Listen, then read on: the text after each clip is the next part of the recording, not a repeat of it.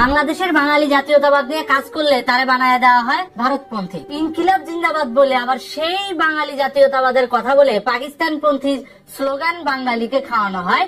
YouTuber SS Sabbir, যার প্রকৃত নাম সাব্বির সরকার, জনপ্রিয় তরুণ এই ইউটিউবারের প্রায় 2 মাস কোনো খোঁজ খবর না পেয়ে উদ্বিগ্ন হয়ে পড়েছিলেন তার ভক্ত দর্শকরা। সামাজিক যোগাযোগ মাধ্যমে শুরু হয় তোলপাড়। বাংলা নিউজ নেটওয়ার্ক অনুসন্ধান করে জানতে পারে SS সাব্বিরকে 5ই এপ্রিল আটক করে বনানী থানা পুলিশ। তারপর থেকে সে জেলবন্দি। এই খবর প্রচারের পর চারদিকে হইচই পড়ে যায়। আপনারা জানেন যে আমরা একটা রিপোর্টও করেছিলাম, প্রতিবেদন করেছিলাম যে একজন ইউটিউবার SS সাব্বির, তাকে বিনা কারণে তাকে আটক করা হয়েছে। 2 মাস ধরে সে জেলে। সেই এপ্রিলের 4 তারিখ তাকে আটক করা হয়। তার কোনো খোঁজ খবরই ছিল না। শেষমেশ সপ্তাহ 2 আগে তার সন্ধান পাওয়া যায় যে তাকে বনানী থানা পুলিশ আটক করে একটি রাষ্ট্রবিরোধী এবং সন্ত্রাস দমন আইনে তাকে আটক করে। সন্ত্রাস দমন আইনে রাষ্ট্রদ্রোহিতার অভিযোগে আটক ইউটিউবার সাব্বির ইউনূস সরকারের নানা অন্যায় অনিয়ম তুলে ধরে জনপ্রিয় হয়ে ওঠেন। তার কণ্ঠ রোধ করতেই তাকে আটক করা হয় বলে অভিযোগ ওঠে। মেট্রো রেলের টিকেটের সংস্কার করা হলো। ডক্টর ইউনূসের কি উচিত ছিল না বাংলাদেশের মুক্তিযুদ্ধকে প্রাধান্য দেওয়া? সাব্বিরের পক্ষে তার পরিবার জামিন আবেদন করলে বিনা কারণে 2 মাস কারাভোগের পর গত 18ই জুন সাব্বির জামিনে মুক্তি পান। কিন্তু তিনি ঘরে ফিরতে পারেননি। জেল গেটেই তাকে আটক করে পুলিশ।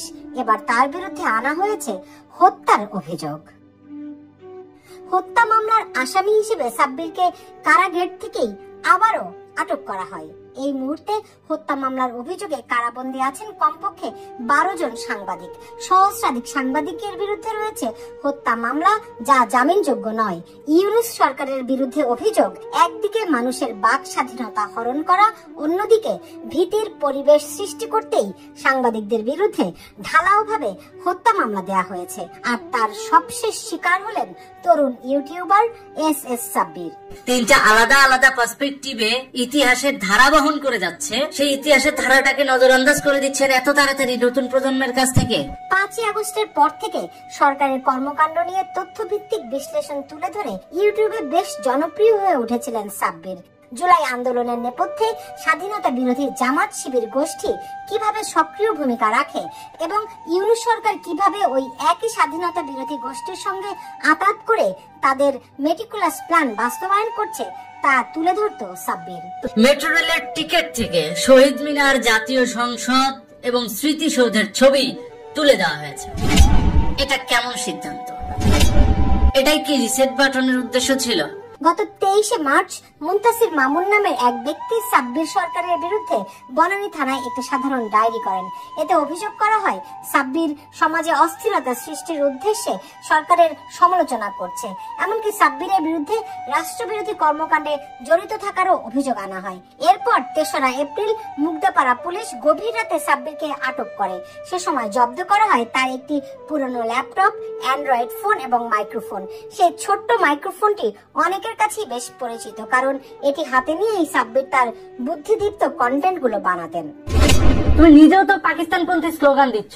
যখন তুমি বক্তব্য রাখতেছো যে বাংলাদেশে ভারতপন্থী এবং পাকিস্তানপন্থী রাজনীতি চলবে না, তার ঠিক 1 মিনিট আগে তুমি কি স্লোগান দিছো? জেনজি প্রজন্মের ইউটিউবার সাব্বির যেভাবে তথ্যভিত্তিক ব্যাখ্যা বিশ্লেষণ দিয়ে সরকারের সমালোচনা করছিলেন, তাতে জেনজি প্রজন্মের মধ্যে তার জনপ্রিয়তা বাড়তে থাকে।